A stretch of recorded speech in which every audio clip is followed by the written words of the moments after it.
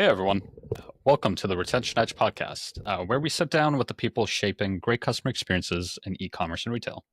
I'm your host, Nihal, head of growth here at MobileOut, and today I'm lucky enough to finally be chatting with Alonzo Nieves, CEO of Flywheel, all the way from New Zealand. Welcome to the show, Alonzo. Awesome, man. Thanks for having me. It's been a long time coming. Absolutely. I saw one of your posts randomly, and I was like, "Oh, seems like a cool product." We connected, and yeah, we keep shooting each other random LinkedIn messages from time to time, which is always fun. Uh, awesome. So, Alonzo, obviously you're a builder, and a lot of folks we tend to talk to here tend to be, either brand side or let's say an agency or a vendor. Maybe give us a quick intro to yourself, Flywheel, and the reason you decided to launch this. Yeah. So I was actually on, I guess, the brand side for the longest time. So I like doesn't look like it, but I've been in ecom for more than a decade. So I started my first like kind of brand when I was 15. Um, I was like just researching on the internet. So the actual story is quite funny. Like it's the one that I've been saying, and it's that I was at duty free, like just traveling, and I saw this watch at duty free, and I was like, "Yo, I want to buy that." And I was thinking to myself, like, okay, I was working at Pack and Save, which is like a local like grocery store, and I was like, how long would it take me to like buy that watch if I was working my part time job there? And I calculated it was like 3.5 years, and I was just like, dude, that's not gonna cut it. And so just like many like 15-year-olds at that time on the internet, I searched online how to make money. And the first result is Dropshipping. dropshipping. Yeah. Yeah. And that's how I started. Like I just tried, tested, built brands and worked on pretty much everything from design to like logistics to the ad side, the marketing side. And I loved it. I loved marketing. I loved building brands. But the typical New Zealand playbook, like if you're coming from here, is like, okay, you're going to go to university. And so I actually sold a brand, a dropshipping brand, before I was 18, but then just went to uni and just thought nothing of it. I was like, yep, let's just go to university. And yeah, at university, I studied law and accounting, which is like something completely different to what I'm doing now. But in my second year of uni, I started building the first iteration of my product. And the product allowed restaurants to trade incentives for an Instagram story from the customers. So the flow would look like, hey, post an Instagram story and you can get $10 off your bill, which was great. I knew all the paid stuff. I was quite scrappy. I walked into like every single restaurant in my city, which is not that many, but I still walked into every single one. And we were making like more money than I've ever seen before. And it was great. Like I was like, yep, time to drop out. And then in 2020, which was when like a almost few months, almost a year after like I started, COVID hit. Mhm. So every single restaurant in New Zealand closed down, and I was like pretty much screwed. I was like, oh, like shit, like I have to like pay everybody out. Like what do I do? And yeah, like I went back into limbo for a bit. Went back to university, finished my law degree, so I technically like finished. But in 2020, like early 2022, we thought about e-commerce. And I've always been the side where I thought that word of mouth has been undervalued in e-commerce because Google like dominated search, right? They know that attention was at search. They dominated that. Facebook dominated social. They knew that there was attention with social. And another thing I was looking at was like AppLovin. In 2012, they saw that like, okay, there's going to be attention with mobile games. And they built a greater than $100 billion company from that. And for me, as Gen Z, and I guess generationless, my attention has always been to people that I know. It hasn't been to like there has been some with influencers, some with search, some with social, but strongly with the people that I know. And there wasn't a platform for that. And that is, I guess, what we're trying to build now, like a word of mouth ad network, so to speak. And Okay. yeah. Very interesting. I suppose with this idea, there's call it traditional referrals and loyalty incentives. How does, or how do you see Flywheel kind of standing out compared to, say, the market incumbents or like a very basic version of a referral program? Yeah. So when you search like online as well, like how to grow your brand. So I would search online how to grow my brand. It would be like, okay, ads. It would be like search, SEO, whatever. And one of the top results would be like engage word of mouth. And the way everyone in e-commerce would tell you to engage word of mouth is just two ways: build a better product and then plug in a referral program. And honestly, like I hate that. Like I personally have not used a referral program ever, except Wise and Dropbox. Wise is good; they give you $100. Yep. Sold. Dropbox Easy. is good; they give you free storage. But for the majority of businesses, it's just not enough for me to action. And I know people will action, but I feel like it's so underutilized as well. Mhm. Okay. No, that makes sense. And I think it kind of sets us up nicely for, call it, the overall topic that I thought would be interesting to dive into today. So, let's call it how to use lifecycle marketing to power acquisition, right? Not just retention. So, with us, for example, we have obviously a core focus is retention and reaching your brand loyalists, right, very effectively. Um, but I'm curious, right? Like lifecycle marketing is often thought of as like post-purchase nurture. You get someone on your list and you try to sell to them again and again. But from what I'm hearing from you is another smart use of your lifecycle marketing is really for acquisition. And I suppose that's what you're building with Flywheel. Um, Curious how you see brands using these post-purchase channels to fuel acquisition and how Flywheel kind of helps them achieve that. Yeah, for sure. So as you said, like retention normally is like, okay, you are in the customer list, and now we're going to get you to buy again.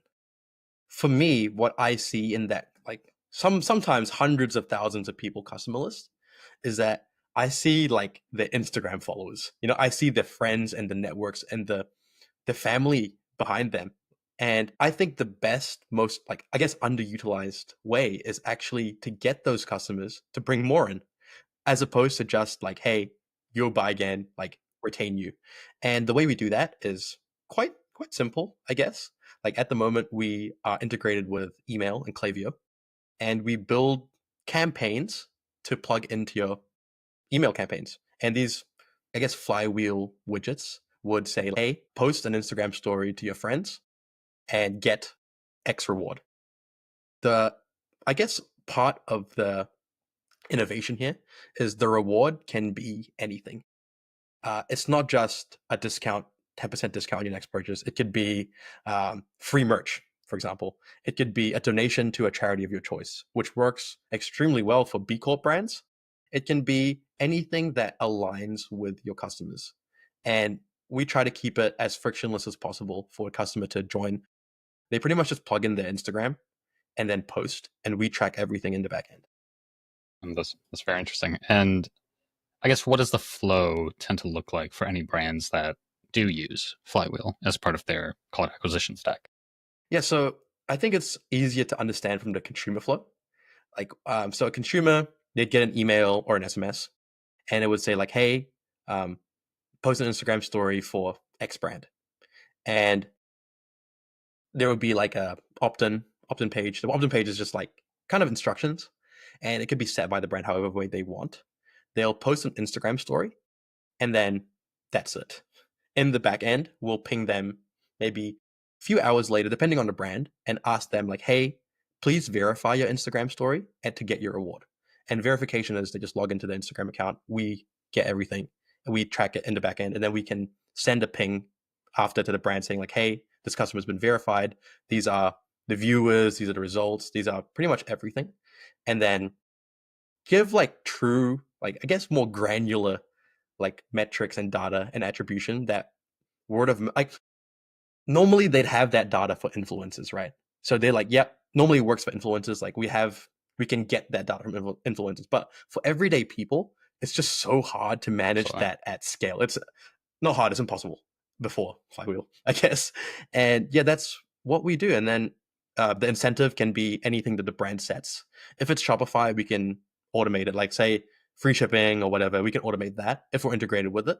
But anything else, we're pretty much really just building out that feature set of the incentives. That's very interesting. It sounds like a big part of this really is call like a data play or an analytics play that brands normally wouldn't have, say with a standard user, right? Like a regular person that comes to your store, makes a purchase. You don't really have a sense of their impact on their circle of influence, I suppose. So I suppose and maybe this is like industry secret, but is your end goal to really build out, call it these groups of like these circles of influence at like an individual level? And because I know there was always like this talk about like micro influencers, right? Oh, hey, reach the person that has 1,000 followers on Instagram, and that kind of conversion on that's going to be massive. But what do you suppose, I guess, it's going to do for you as a business, as well as maybe the industry, right? Like e-com, retail, to understand the consumer and their social influence, I guess, at Yeah. this deeper level. Yeah. So I don't want to give away too much because I guess it's very new as well for us. But the underlying like secret sauce is that we're building a social graph. And a social graph is built connected to shopping data. And that is something that at the moment, I guess only Facebook does. And so the way we do it is a bit differently, as opposed to getting it through APIs, which you're kind of not allowed to. We're getting it straight from the user. So the user is actually opting into our social graph and they are being incentivized by the brands. And that is how we can connect everything in the background. And yeah. Oh, that's very interesting. I suppose what, yeah, when I first heard about the idea, I think I found it a little not hard to believe necessarily, but I guess thinking about my personal behavior, I'm like, oh, I'd feel weird posting a referral link on my story, for example, right? But obviously, from your traction and what you're seeing in the space, like it's not necessarily a big blocker. So, what's kind of been the biggest surprise about how people that end up opting in for Flywheel, how they behave, and maybe some insight into who they tend to be? Yeah. So I think that really does make sense for me. Like you wouldn't post a referral link on your story. And what we do, we actually don't get them to post a referral link. They purely just post an Instagram story. Mm. And at most they'll tag the brand, right? We don't need the referral link or we don't need any affiliate codes to track attribution. We do it in our own magic way. I can tell you a bit more after the call. After the call, but yeah. yeah, Yeah. I am very on the like side where like I would never post a referral link ever. I it's very transactional. It's too salesy, and I think for me and my like Gen Z cohort, like we wouldn't do that. There is like a thing that I've like devised pretty much where when you're getting someone to post an Instagram story, it is a factor of the incentive and the ego barrier. So the higher the incentive, the lower the ego barrier.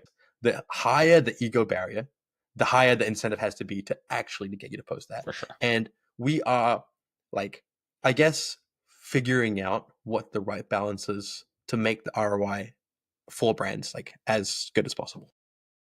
And I suppose brought up this because speaking about Gen Z specifically, right? I do think authenticity and truly believing, I guess, that there's a person on the other side of this referral or this product recommendation, let's call it, does make a difference. Do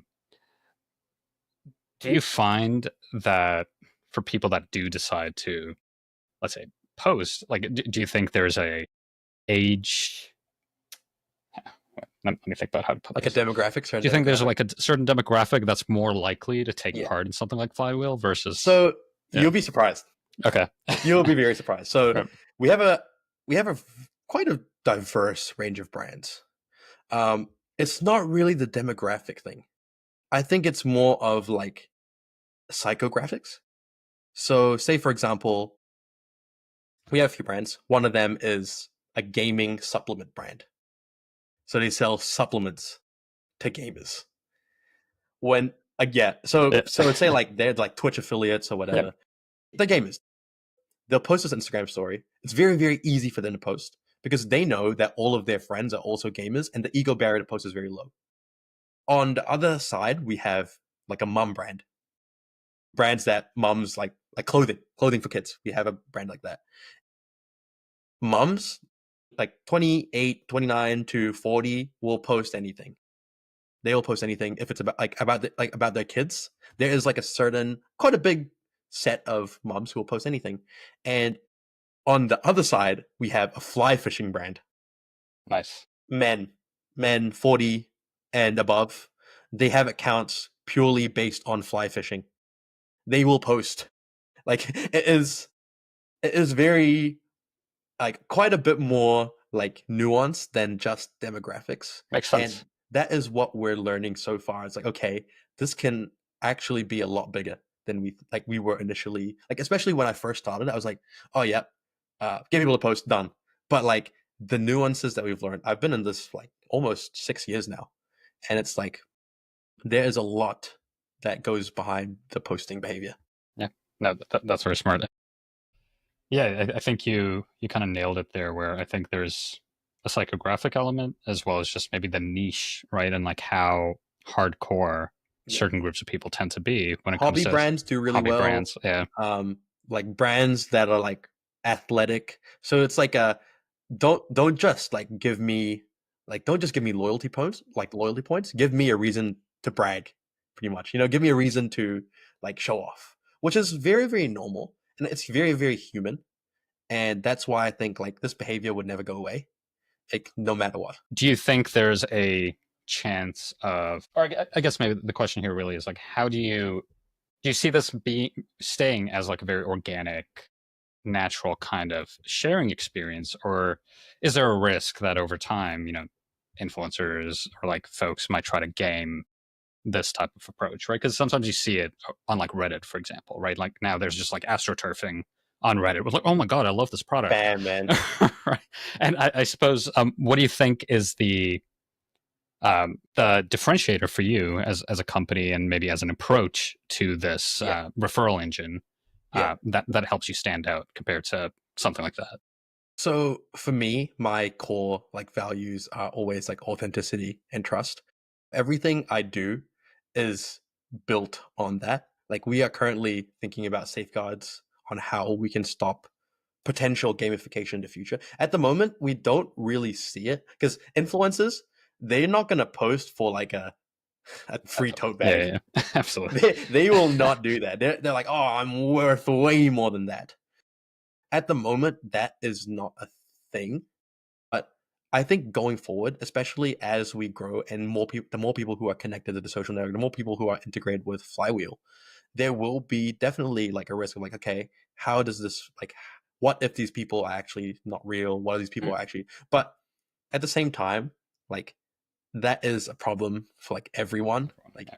at that point, I'd like integrate with like world from like Sam Altman, something like that. You can verify Yeah. you're a person, verify you're human. There's definitely ways around it, and we are like very actively thinking about that. But at the moment, just strongly focus on like what is getting people to act. Yeah, absolutely. And obviously, main focus of this show tends to be retention and keeping customers around. Do you see a future or even like a current use case where Flywheel has a hand in building brand loyalty through, let's say, bringing more people in to this environment that you're already in? Yeah. So there's a few ways I guess you can tackle this. Just as many as there are ways to like run ads to get retention, right? Like we want to be almost like a meta ads dashboard for word of mouth. So any way that you can think of it, you can do it. But there, like for example, like if you want the incentive to be like a discount on your next purchase, that's a way to get retention. But also, like there's something to be said that I haven't really explored that much actually about when you bring other friends in to buy something, you're probably I have a feeling that you're more likely to buy from them again. I don't know what the research is on that, but like I think I should find that because there's definitely something there. And I haven't really explored that much, but there is definitely something with the community side, something with the re-engagement side. Um, we aren't only focused on getting people to post stories like on email. We want to drive action as well. So say for example, you run a fitness brand and you have a run club on Monday. Mhm. Your incentive can be like, hey, post an Instagram story at the run club and get something.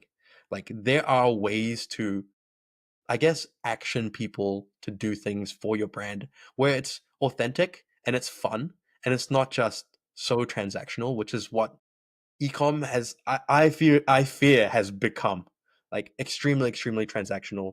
The I don't know, I want to say like the magic is gone, but like I was gonna there say the is fun is gone. something to be said. You know, there's something to be Yeah, said about like yeah. how like the best brands that we see, they're the ones who are doing everything like this, you know? Like they are like re-engaging, they are making customers like they're giving customers a platform to co-create. And I think that is super important. I really like this idea of co-creation without it being so forced, right? Where it's more like, hey, you love our brand. Here's, we want you to show off how much you love our brand.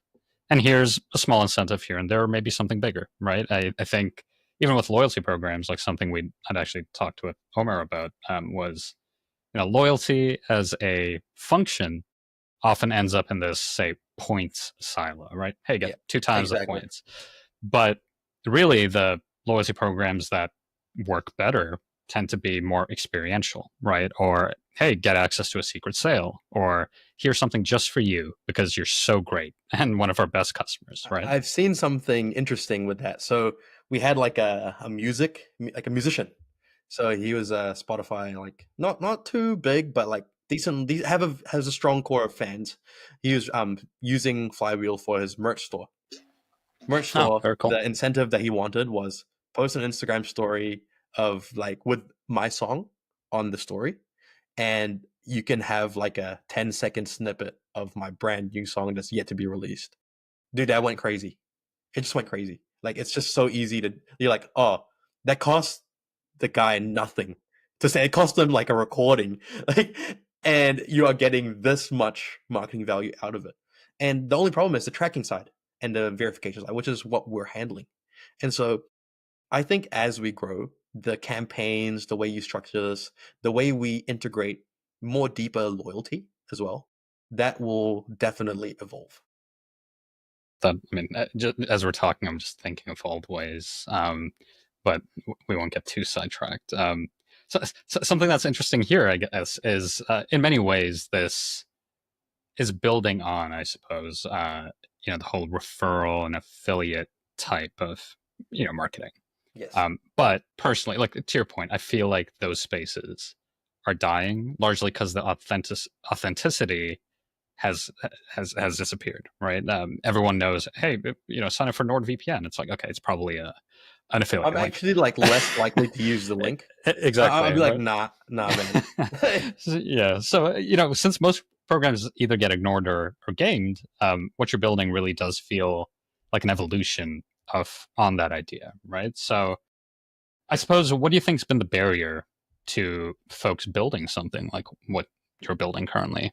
Um, Yeah, so the biggest barrier, there's a few. So the first thing is a mindset. Like previously, word of mouth is like a black box, right? You can engage. You'd ask a marketer, it's like, what's the best way to grow your brand? They'll say like, yeah, word of mouth. But what does that mean? You know, that because brands and marketers are so spoiled with like I guess conversion metrics, mhm. it's very hard to think about like, oh, what how can you even start with word of mouth? Like we incentivize people to post on stories without the tracking beforehand for many Mhm. years. We've only, I guess, locked on to how we can track very recently. And we've had all that thinking beforehand to get to there. The other barrier is like the tracking part is pretty hard. Yeah, I So the bet. technology behind it is intense. It is immense. We've been working very hard just focusing on that side.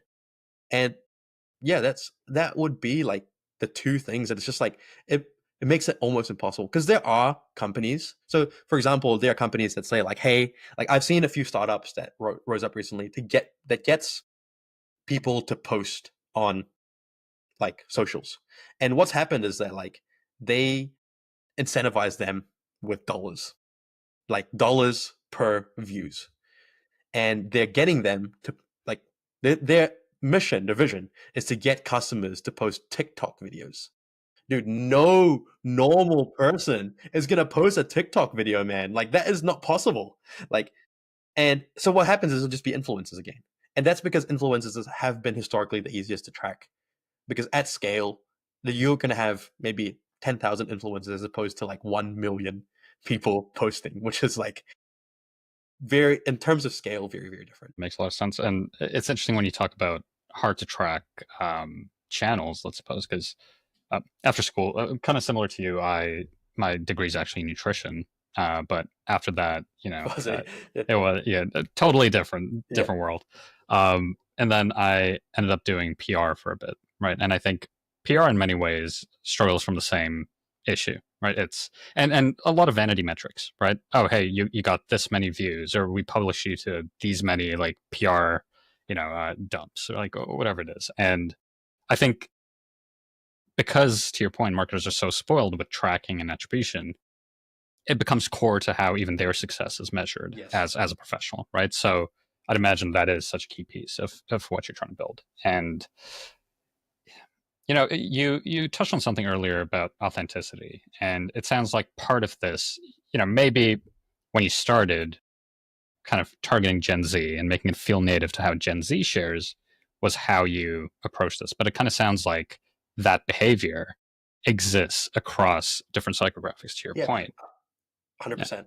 Yeah. And like, why do you think using this type of word of mouth, more of this natural, organic word of mouth matters, especially now, right? That people are so burnt from, say, affiliate marketing or influencers. Yeah. So there's a few things with like attention here. So one of the most recent big things that I've seen is like when ChatGPT released like the AI image generation, and it would just flooded like X and like LinkedIn with like, hey guys, check out my new creative. And it's really good. It's like very good. And for me, like what will happen with this is just like, okay, more people are running ads, ad prices will go up. Like more demand for ads, prices will go up. Like that's just normal.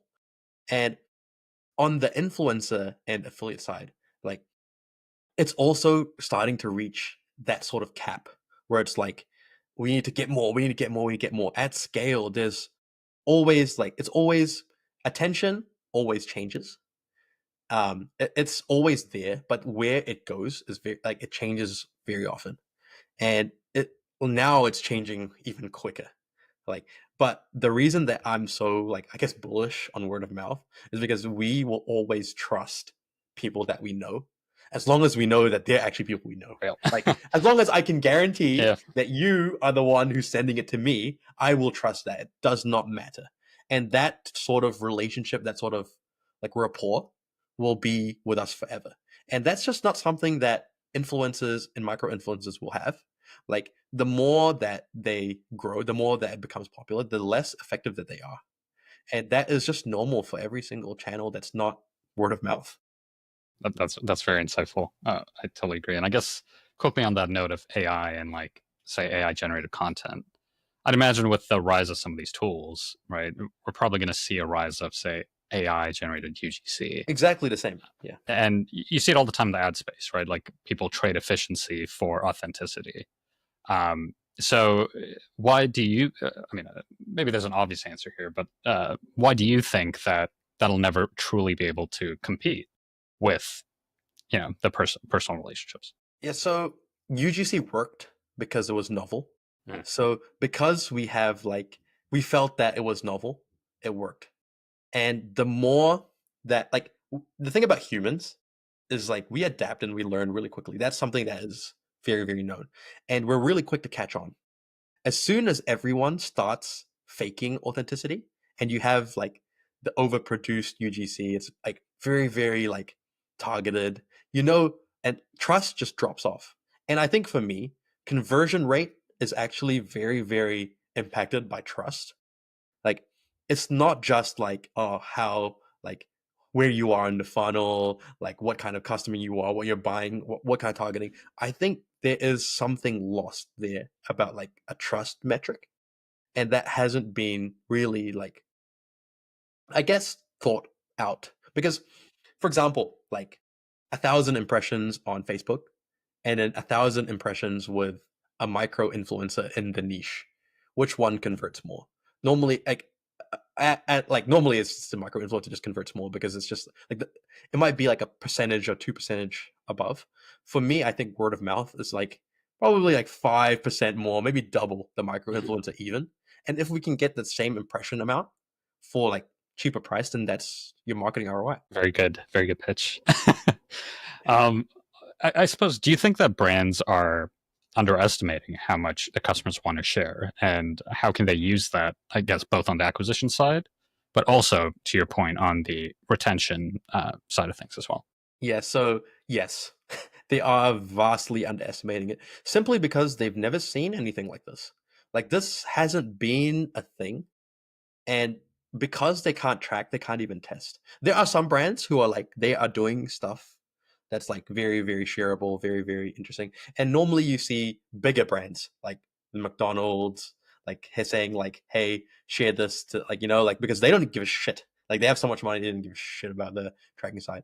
But yes, they're vastly underestimating it. We've seen for some brands, like up to 10% of their customers posting, which is like kind of insane, especially if you think about it at scale. Um, it's very, very dependent though on how you structure your campaign. So, for example, um, say you're a B Corp brand, like charity focused brand. The incentive that we decided for them is like, hey, 50 cents donated to a charity of your choice every time you post a story. We created like a system for them, like pretty much manually, and well, that just goes crazy because it's like you're a B Corp customer, so the incentive is so targeted to you. Like, the returns are like, it's just different. Like, I couldn't even explain. I was like, oh, well, that's pretty obvious. Like, that's an obvious way to do it. Because brands will default to like, hey, 10% discount, you know, and we have brands like a furniture brand. Why would you need a 10% discount on your next purchase, man? When are you going to buy a couch again? It's not going to freaking happen. Like, so there is stuff when you do it well, which we are like constantly optimizing for. Like, we are learning every day how to make these campaigns better. Then like you will get the outsized returns. It's so interesting the more you talk about it. I remember just going to, we have a brand here, like a pet store brand called Pet Value, and they recently Donate, just, sorry, donate to good net. charity. Donate. Easy. But what was fascinating about them is I remember seeing their earnings, I think, in the past quarter, and they hit like 9% growth or 10% growth, and they're like $1 billion corp, right? Um, and a large part of that was we had a talk with their director of integrated marketing, and they have this program running currently called like expert generated content, or something like that, expert generated content, right? Where these are in like their store, like their employees who love pets, who love pet education, Very natural. very natural, creating this content, and the engagement and the conversions, to your point, on that content are massive, right? Versus a faceless, nameless corp. 100%. Yeah, Yeah. no, makes a ton of sense. All right, I guess we're coming up on time, but it kind of sounds like you've been in the space for quite a while, and part of that seems to have given you a unique vantage point, right? You kind of see the upcoming group with purchasing power, but you're also kind of close to us millennials as well. Yeah. So, how have you found being a call it younger founder in the e-commerce space? Whether that's when you're raising or even just building and engaging with other builders in the space. Yeah, I love pulling out the thing where I've been in ecom for a decade, and they're like, "Wait, bro, how?" Because I look quite young. So like, dude, how old are you? And I was like, "Yeah, I was been it since I was 15." And for me, I think building Martech as a Gen Z founder, building a venture-backed Martech, it's like I have a built-in like bullshit like detector. So when I'm building product, like the one like I always put myself as the customer, the most skeptical customer, and everything that we are building goes through my bullshit detector. Like, would I do this? Would I post for this? Would I do this? If I was this person, would I do that? And that has supercharged the way that we build our campaigns, the way we build our product. Because I like, I am, I wouldn't say like more in touch, but I'm like so jaded on the e-commerce scene and so like I've been so skeptical that like I actually feel like okay, I'm probably one of the most skeptical consumers out there. Like if this passes me, then I think a That's good. greater percentage of people will actually do it as well. And that internal compass is really just like my lived experience. And I know what feels authentic because I live in that feed. I live in my group chats with my friends. I try to stay very connected to my like my peers. And that's really like how I do my whole values and my whole like how I keep my authenticity, so to speak. That's very. I like that. I think it's underrated, especially now that it's getting easier than ever to isolate yourself, right, and Yeah, not rely on those around you. 100%. Cool. I suppose on the note of word of mouth, is there a brand right now that doesn't have to be a customer or a brand you work with, but a brand that you think is nailing this approach currently? So let me think. Actually, yes. Like it's a brand that's been, I guess, top of mind in like my place in New Zealand. It's a brand called Moody, and they Uh, do probiotic blends, yeah. drinks. There's actually a friend of mine runs it as well. It's amazing customer experience, insane giveaways that resonate so well with their customer.